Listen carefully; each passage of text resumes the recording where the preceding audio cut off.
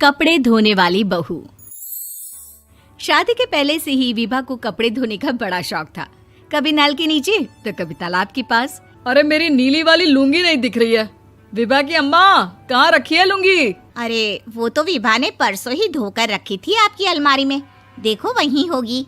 वो ना मैंने आज धो दी, मुझे लगा कि गंदी हो गई होगी। अरे कैसे गंदी हो गई थी? उसे तो मैंने पहना भी नहीं। हे भगवान, इस लड़की के कपड़े धोने की आदत से परेशान हो गया हूँ मैं। जितना तो घर में राशन नहीं आता, उससे कहीं ज्यादा डिटर्जेंट पाउडर का खर्चा है। इसकी शादी करवा दो, शादी जाए अपने घर में ही करे काम, फिर चाहे घर के कपड़े धोने हो या पूरे गांव के। हाँ ठीक बोल रही हो, देखता हूँ मैं कोई लड़का। वो दिन भी आ जाता है जब विभा को देखने लड़के वाले आ जाते हैं। लड़की मुझे अच्छी लगी। होने वाली सास कहती है, बेटी अगर कुछ पूछना है तो पूछ लो। वैसे तो हमारी लड़की बहुत ही शर्मीली है, जो बोल दो वो मान लेती है, इसे क्या पूछना होगा। अरे कैसी बात कर रही हो माँ, मुझे इन लोगों के घर रहना है, सवाल तो कई है। हाँ हाँ बेटा, पूछ लो ना, क्या पूछना है। आप लोगों के घर कपड़े कौन धोता है? सास का मुंह बन जाता है। देखो, अगर तुम ये कहना चाहती हो कि तुम्हें कपड़े धोने नहीं आते तो सुन लो, कपड़े मैं ही धोती हूँ, लेकिन तुम्हारे आ जाने के बाद मैं रुमाल तक नहीं धोऊंगी। अरे चुप रहना भाग्यवान, बहू बेचारी घर आई नहीं, उसे डराना शुरू कर दिया। वो क्या है ना बिटिया, अभी तक तो ये कल्लू की माँ ही धोती थी, लेकिन अब तुम्हारे पापा तो दहेज में वॉशिंग मशीन देंगे ही। तभी विभा की माँ बोल पड़ती है, सवाल भी पूछा तो क्या। वैसे भाई साहब, मशीन की तो फिर भी कपड़े धोने की कैपेसिटी होती है। मतलब जो बिटिया दे रहे हैं ना विभा, इसे कपड़े धोने का बहुत शौक है। ये आप लोगों के क्या, आस पड़ोस गांव मोहल्ले सबके कपड़े धो दे और उफ तक ना करे। बाहर देखा नहीं आपने कितने कपड़े सूख रहे हैं? सब हमारी बिटिया ने ही तो धोए हैं। बस भी करो ना माँ, शर्म आ रही इतनी तारीफ सुनकर। और तो और एक दाग निकाल कर दिखाओ तो मान जाओ। हाँ अच्छा, माफ करना बेटा, मैंने गलत समझा। हमें तो रिश्ता बहुत पसंद है। और ऐसे जुड़ जाता है रिश्ता कपड़े धोने का शौक रखने वाली विभा का। उसकी शादी हो जाती है कोयला फैक्ट्री में काम करने वाले कल्लू के साथ। शादी के बाद अचानक विभा चिल्लाती हुई सास के पास आती है। सासू माँ, अरे सासू माँ कहाँ है आप? ये तो धोखा है, धोखा दिया आप लोगों ने मुझे। इसे ससुर के चक्कर के बारे में पता चल गया। अरे तो उसमें तुझे क्यों धोखा मिला है? अरे नल में पानी नहीं आता, कपड़े कैसे कब धुलेंगे? अच्छा, तू पानी नहीं आ रहा उसकी बात कर रही है। तो आपने क्या सोचा? कुछ नहीं। अच्छा, तेरी माँ ने कहा था कि कपड़े धोने का शौक है तुझे, याद आया मुझे।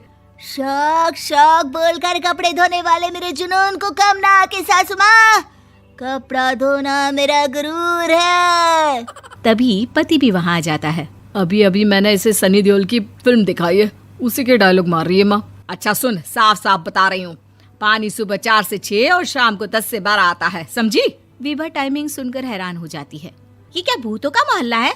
सुबह 4 बजे उठकर कौन कपड़े धोता है? 4 बजे टंकी में पानी जाता है, फिर सारा दिन धोना ना, किसने मना किया?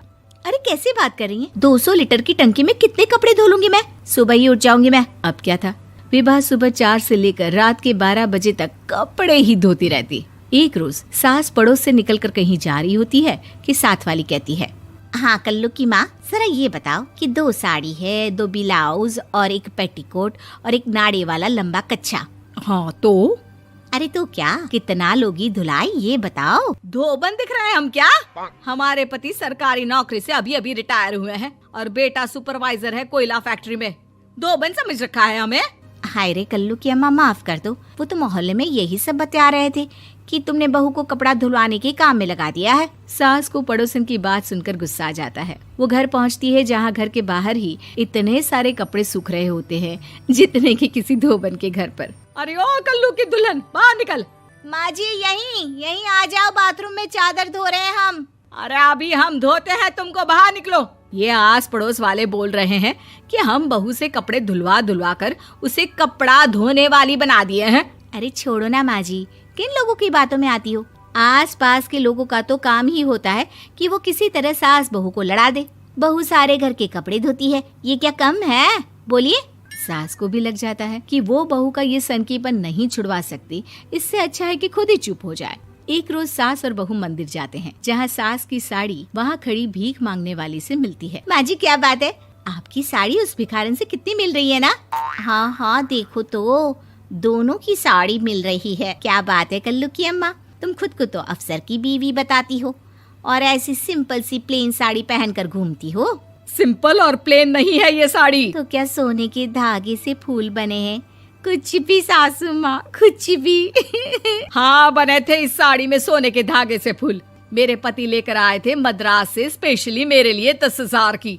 ताहे भाई साहब इस भिखारन के लिए भी सेम टू सेम साड़ी लेकर आए होंगे 10,000 की।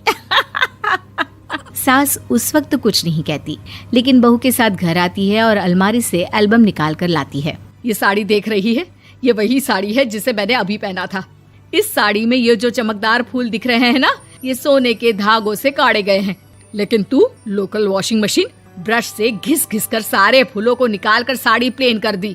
मुझे माफ कर दीजिए सासू माँ। और तो और, जब मैंने तुझे तेरी गलती के लिए कुछ नहीं कहा, लेकिन तूने तो सबके सामने मेरा मजाक ही बना दिया। क्यों? बहू को समझ में आ जाता है कि अब से उसका कपड़े धोना बंद।